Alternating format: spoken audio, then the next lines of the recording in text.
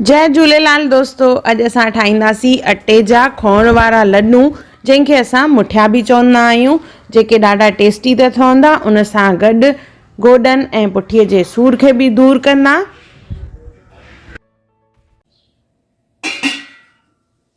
जय झूलेलाल दोस्तों, मां मुस्कान आहूजा और तव्हांजो स्वागत आहे मुंहिंजे चैनल हुनर मुस्कान का सिंधी ते। इहो उहो चैनल आहे जिन ते तव्हांखे सिंधी रेसिपीज़ मिलंदियूं, उनखां सवाइ सिंधी ट्रेडिशन, सिंधी कल्चर हुजे, असांजी रीति रस्मूं हुजनि, हिकु हिकु वीडियो मां पंहिंजे चैनल ते अपलोड कंदी आहियां। ॾिण वार हुजनि, ॾिण वारनि ते कहिड़ो खाधो ठहंदो आहे, हिकु हिकु मुंहिंजे चैनल ते आहे, त ज़रूरु चेक कजो। अचो त रेसिपी हाणे शुरू था कयूं पिया।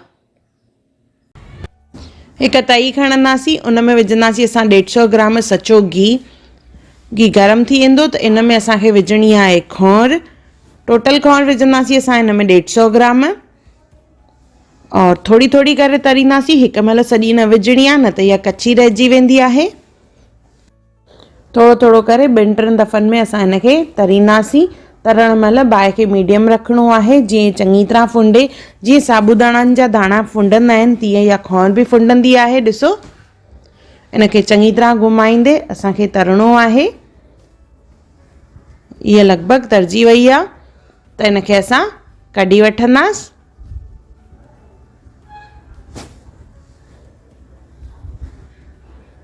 इहा खोण जेका आहे पुठीअ जे सूर लाइ, गोॾनि जे सूर लाइ ॾाढी सुठी हूंदी आहे। अहिड़े नमूने थोड़ी थोड़ी करे असां खोण खे फ्राई कंदासीं। ॾिसो, मां खोण खे फ्राई करे रखियो आहे, यानी तरे रखियो आहे। इनखे हाणे असां कुझु देरि छॾे ॾींदासीं, जीअं इहो थधो थिए। हाणे साॻी तई खणंदासीं, उन में विझंदासीं असां 350 ग्राम घी गरम थी वेंदो त इन में असांखे विझणी आहे खसखस, जेका लॻभॻि 3 चमचा यानी 50 ग्राम आहे। इनखे असांखे हल्को सो भुञणो आहे। कुझु सेकंड भुञण खां पोइ इन में असां विझंदासीं अटो।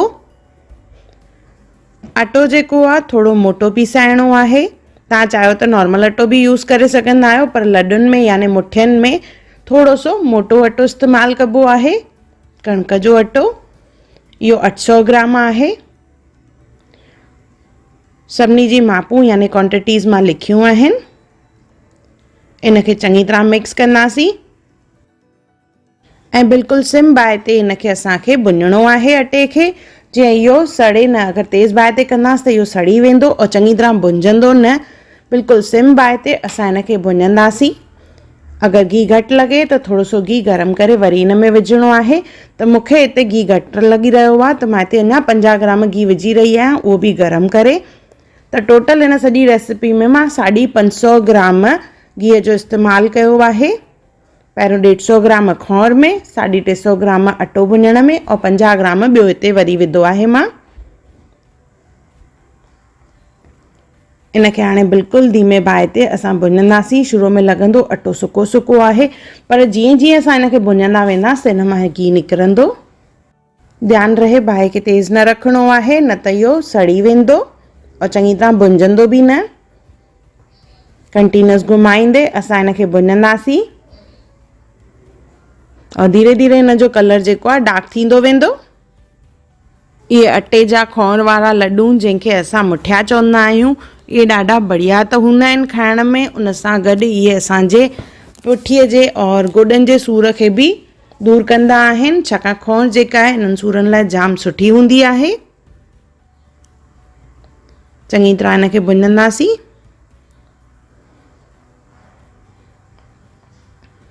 किथे ॻोड़ा लॻनि त उन्हनि ॻोड़नि खे बि असांखे हटाइणो आहे।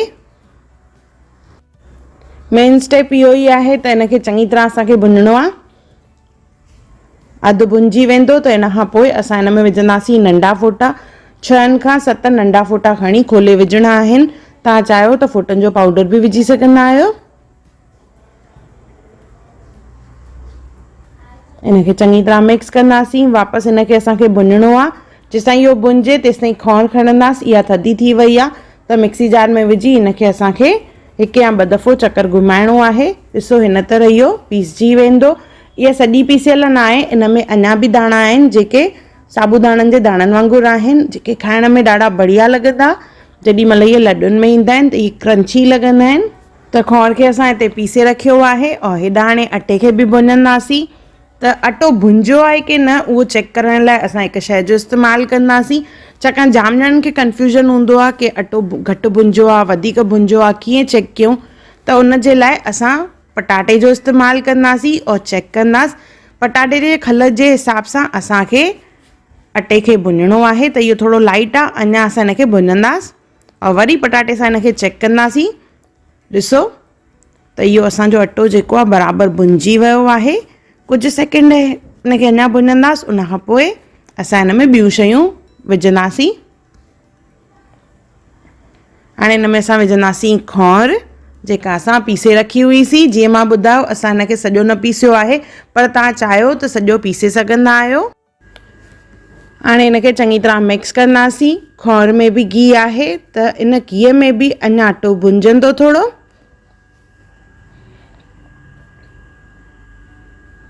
त हिनखे चङी तरह मिक्स करे कुझु मिंट अञा भुञंदासीं असां हिनखे।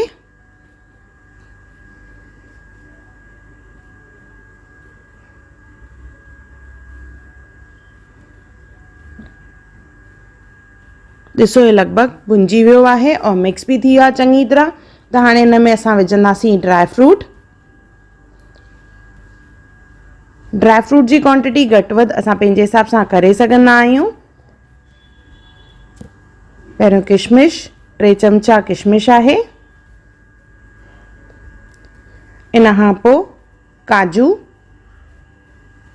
यानी खाॼा, उन खां पोइ अखरोट। सभिनी जी क्वांटिटी मां हिते 3 चमचा खई आहे। पिस्ता और बादामियूं जेके आहिनि इहे 5 चमचा खयूं आहिनि। सभु ड्राई फ्रूट मिलाए हीअ हिकु कटोरी आहे।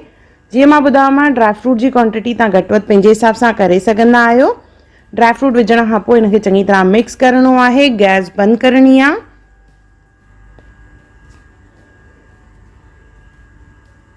गैस बंदि करण खां पोइ असां हिन में खंडु विझंदासीं। चालू गैस में असांखे खंडु न विझणी आहे। त पहिरियों ड्राई फ्रूट खे चङी तरह मिक्स कंदासीं। पीसियल खंड जो इस्तेमालु कंदासीं असां हिन में।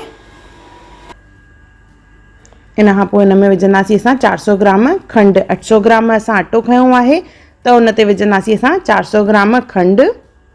तव्हां चाहियो त हिते गुड़ बि विझी सघंदा आहियो। और जीअं मां ॿुधायो खंडु विझण महिल गैस खे बंदि रखिणो आहे, न त खंडु जेका आहे रिझी वेंदी और लॾूं जेके आहिनि ॾाढा हार्ड ठहंदा यानी कड़क। इनखे चङी तरह मिक्स कंदासीं। त मां हिनखे हिकु ॿिए बासण में विझी रही आहियां गेंडीअ में, छाकाणि त इहा तई काफ़ी गरम आहे जंहिंजे करे खंडु रिझी वेंदी। त हिनखे असां ॿिए बासण में कढी पोइ चङी तरह मिक्स कंदासीं।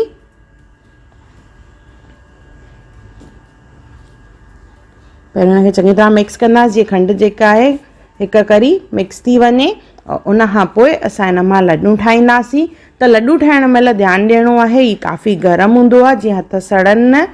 त पहिरियों चङी तरह हिनखे मिक्स कंदासीं, हल्को थधो कंदासीं जीअं इहो हथ में खणण लाइक़ु थिए। उन खां पोइ इन मां असां लॾूं यानी मुठिया ठाहींदासीं। के हिनखे खोण वारा लॾूं चवंदा आहिनि और असां सिंधी हिनखे चवंदा आहियूं मुठिया। त हिनखे चङी तरह मिक्स कंदासीं। जीअं इहो खणण लाइक़ु थींदो त हिन मां असां थोरो सो पोर्शन खणंदासीं और हिन मां लॾूं ठाहिण चालू कंदासीं। त हुन लाइ खणंदासीं हिकु थाली और हिन मां थोरो थोरो असां हिसो खणी करे इन मां लॾूं ठाहींदासीं। लॾुनि जी साइज़ नंढी वॾी असां पंहिंजे हिसाब सां करे सघंदा आहियूं। और इहो काफ़ी गरम आहे त ध्यान सां कजो। गोल ठाहिण खां पोइ इन जे मथां हणंदासीं ड्राई फ्रूट। ड्राई फ्रूट हणी करे हिनखे थोरो सो प्रेस करिणो आहे जीअं ड्राई फ्रूट न ते चिपके और निकिरे न। और इहो ॾिसण में बि ॾाढो बढ़िया लॻंदो आहे। तव्हां चाहियो त हिन ते हिकु काजू या हिकु बादाम बि हणी सघंदा आहियो, पर हीअं सन्ही कतर हणण सां इहो ॾाढो ॾिसण में बि सुठो लॻंदो आहे। अहिड़े नमूने सभु लॾूं तयारु कंदासीं। और जीअं गरम लॻे त थोरो थोरो हिनखे मिक्स करिणो आहे त इहो थोरो थोरो थधो थींदो वेंदो अञा। लॾूं तयारु करे और हुन ते असां थोरो सो ड्राई फ्रूट हणी इनखे असां छॾे ॾींदासीं। जीअं थधा थींदा त इहे सेट थी वेंदा। पोइ अहिड़े नमूने सभु लॾूं तयारु कंदासीं ऐं इन्हनि खे असां थधो करण लाइ रखंदासीं। थधे थियण खां पोइ इहे चङी तरह सेट थी वेंदा। कुझु माण्हुनि खे डाउट हूंदो आहे केॾीमहिल घी वधीक पइजी वेंदो आहे त हिन स्टेप ते लॻंदो आहे इहो जाम घी आहे, पर जेॾीमहिल इहो थधा थी वेंदा त घी जेको आहे ॼमी वेंदो आहे, पोइ इहे घी न लॻंदा आहिनि। और ॿी हिकु ॻाल्हि, के माण्हू घीअ सां गॾु कुझु डालडा जो बि इस्तेमालु कंदा आहिनि, पर मां प्रिफर कंदी आहियां इहे सचे घीअ में ठाहिजनि। ॾिसो असांजा लॾूं तयारु थी विया आहिनि। इहे अञा थोरा बढ़िया लॻनि उन जे लाइ असां पेपर कप्स जो इस्तेमालु कंदासीं। इन तरह इहे मार्केट में इज़ीली अवेलेबल आहिनि। ॾिसो केॾा बढ़िया लॻी रहिया आहिनि, ईअं लॻनि था बिल्कुलु हलवाई जे दुकान तां असां वठी आया आहियूं। इहे असांजा खौर वारा लॾूं याने असांजा सिंधी मुठिया तयारु आहिनि। ॾिसण में बि मन खे वणंदड़ और खाइण में बि ॾाढा टेस्टी। त हिकु दफ़ो ज़रूरु ठाहियो और मूंखे कमेंट सेक्शन में ज़रूरु ॿुधाइजो त तव्हांखे मुंहिंजो वीडियो कीअं लॻो। अगरि तव्हांखे मुंहिंजे चैनल ते रेसिपी या वीडियो पसंदि आयो हुजे त उनखे ज़रूरु लाइक कजो, शेयर कजो और सब्सक्राइब कजो। और मुंहिंजी नई ईंदड़ वीडियोस खे ॾिसण जे लाइ बेल आइकॉन ज़रूरु क्लिक कजो। मूंखे इंस्टाग्राम और फेसबुक ते बि ज़रूरु फॉलो कजो। और मुंहिंजे सफ़र में मुंहिंजो साथ ॾियण लाइ धन्यवाद। जय झूलेलाल।